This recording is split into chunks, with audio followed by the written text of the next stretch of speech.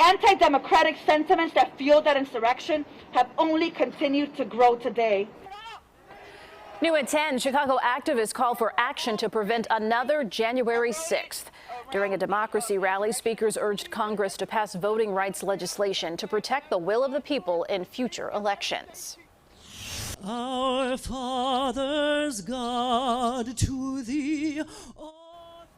Miles away in Washington, D.C., and what a difference a year makes. Tonight, patriotic songs and prayers for peace during a candlelight vigil on the Capitol steps. A stark contrast to the violence of this day 1 year ago.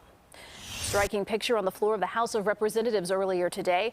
This is a moment of silence led by House Speaker Nancy Pelosi.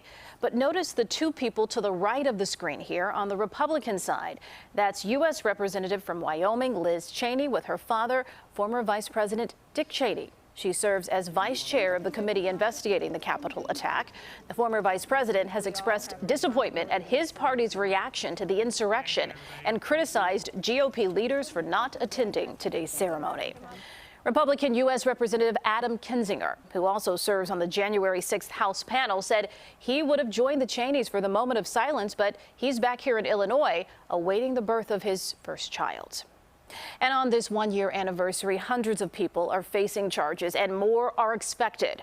So we started digging to find out just where the cases stand, if any of them are even behind bars. Our Charlie DeMar picks up that part of the story.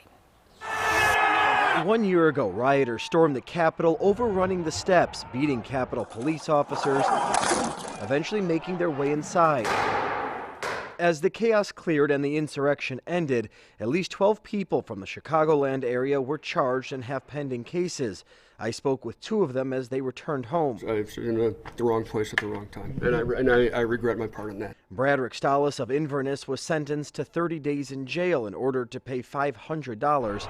He'll report to federal prison next month. Do you have any regrets about the whole thing? No. And why not?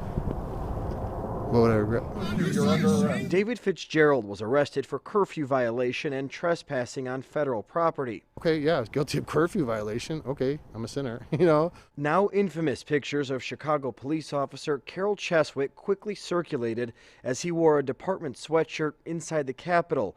He was on medical leave that day and now faces federal charges. I think we have to remember the fragility of our democracy, Charlie. You know, I was evacuated twice after the Capitol Police discovered a bomb 200 feet from my office window. Illinois Congressman Raja Krishnamurthy says he's worried that the sentences for those charged have been light and not enough people have been held accountable. When people don't feel the consequences of their actions, they feel they could do it again. And so I'm concerned about that. The foundational thing that makes democracy possible has been undermined. DePaul University professor and terrorism analyst Tom Mockaitis says without confidence in our elections, the consequences of January 6th may linger for years and should be a concern for voters. I think they should be very worried. But I don't think they should be idle either. As for that Chicago police officer, his case is still pending. He had a status hearing as recently as last week. We did check with the Chicago Police Department, and they say that he is currently inactive and has been on unpaid leave since August. Reporting live in the Streetside studio, Charlie DeMar, CBS 2 News. Erica? Charlie, thank you. More than 700 people were arrested and charged in connection with that deadly siege on the Capitol. We discovered at least 12 defendants from the Illinois area have cases still pending. This couple, Amy and John Schubert of Southwest Suburban Crest Hill, pleaded guilty and will be sentenced in February. The husband and wife face up to 6 months in jail and a fine of up to $5,000. According to the charges, the FBI used pictures of Amy Schubert in her black plumbers and pipe fitters local union jacket to track her down. And even 1 year later, the FBI is still using social media to try and identify people, including the person who put pipe bombs around the Capitol the night before the attack.